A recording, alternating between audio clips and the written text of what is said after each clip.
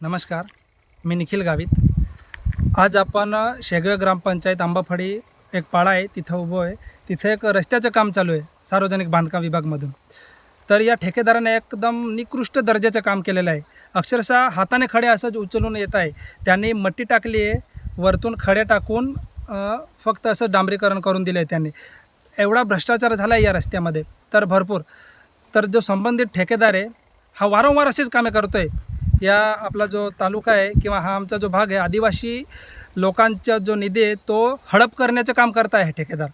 तर collector madam किंवा संबंधित जे यंत्रणा आहे त्यांना एक कडकडीची विनंती आहे की अशा ठेकेदारांना काळे यादीत टाका व अशा ठेकेदारांना पुढचे कामं मिळाले नाही पाहिजे, जेणेकरून आदिवासी समाजाची जी लूट आहे ती थांबायला पाहिजे। कारण की या एरियामध्ये सर्वात जास्त आदिवासी लोक राहतात आणि हे जे गैर आदिवासी लोक आहे, जे ठेकेदार आहे ते याचा फायदा घेऊन फक्त पैसे हडप करण्याचं काम करत आहे अक्षरशः।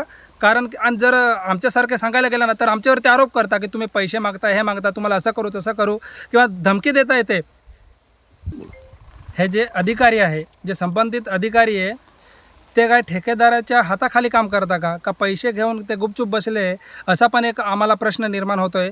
कारण की जे ठेकेदार आहे त्यांच्या अधिकाऱ्यांचं वचक व्हायला पाहिजे, तर ठेकेदाराचा अधिकाऱ्यांवर वचक आहे असं होतं आहे इथे।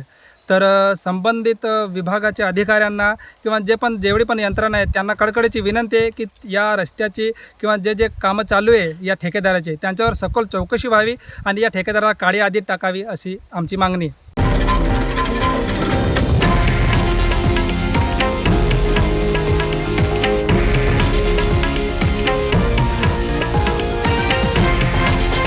हे आहे देशातील नंबर 1 न्यूज नेटवर्क आणि आपण पाहत आहात TV9 मराठी, एकमेव।